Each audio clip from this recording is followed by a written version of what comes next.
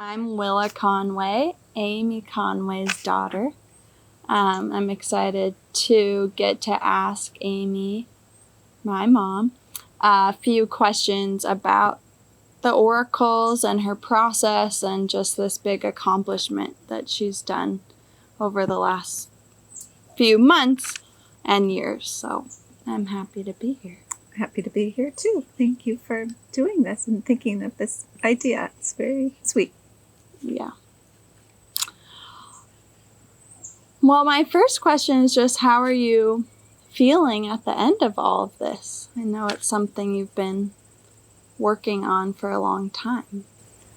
Yeah, I guess I felt bittersweet, as they say. It was a challenge to do them because I had to call on a part of myself that I don't access all the time, and to really, really convey what the Oracle's wisdom meant to me, to bring it down into a more relatable understanding. Mm-hmm. And so that took a lot of work. And then at the same time, I love being with them, and it was a really great opportunity for me to get to know them better and to really, I find that their wisdom is so vast in their knowledge, and I can just let in few bits at a time because the concepts are so huge. So this was really good for me, and I'm really grateful that I've had this long stretch of time. I think it's been 4 months to really sit with them and get to know them, and and I just adore them, and I wanted to share them, so I'm really glad. It's nice that you've been with them for so long, and I think you can feel that in the videos that you've been making, and I know you've spoken about that you've learned more through this process. So if you could just even talk us through, like, take Monsieur Gomez, for example, like, and doing the video, what was the process with that to sort of be with what you wanted to say and the whole video process? What was that? Well, it's funny because first of all, he told me what he wanted to wear, and I had to wear a beret. And so that was kind of funny. I let them just tell me, and I asked them, what do you want me to say? And as I said, then I would dig deep many times to put these into words that people would understand. And yeah, so that was my process. I mean, I'd figure out what I'm going to wear and then set everything up, and then you have to get the lighting and the camera, and all of that was a huge learning curve. And then, as I said, really sitting with them, reading their wisdom over and over again, and picking out. I realized there's so much there that I could not possibly talk about everything that they said. So I would just pick something that stood out. Maybe it was something they pointed out to me, like, we'll talk about this thing or this point or this idea. So that's what I did. I felt that I was divinely led to figure out what I was going to say. I think it's my self with a capital S. It's not my personality self.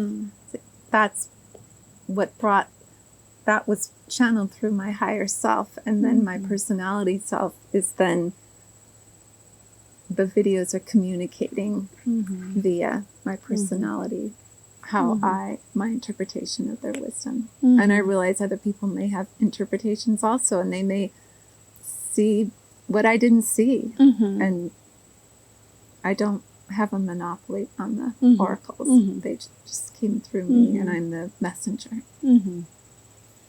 Yeah.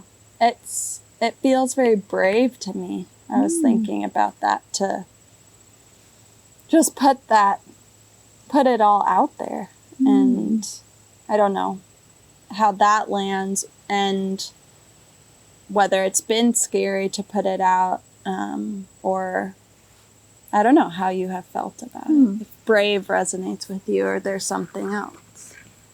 The brave thing was figuring out how to do it. And then people say, oh, what is it like seeing yourself on video? And honestly, it was more about that I was able to communicate what they wanted me to say. You know, sometimes I had good hair days and sometimes I didn't. I would just, whatever, I don't care. The process of sharing their wisdom was the most important thing. So I guess I would say that the ego was not an ego-driven project. There's something about we've been talking a lot about their wisdom, but actually their form, I think, is very universal and speaks to people. The people that have seen them are just like, whoa. It's very primitive form. When you met the oracles all those years ago, did you expect to still be working so closely with them 6 years later? That's a very good question. I don't think I thought that far ahead. I knew that it was my duty to take them out into the world. So, of course, I thought book tour and gallery showings. The plan was to have a showing in my studio, but then my studio was being renovated for a year and a half. So then that finally ended, and then the pandemic started. So it's with most things in life, there's the unexpected, and you just have to be flexible and figure out what the next step is. So, but I'm fully committed to them, and I really feel that they'll be my life's work, and who knows where they'll lead me. But I'm so grateful to have them, and that I was chosen to as the person to share this knowledge with the world. It's a big gift.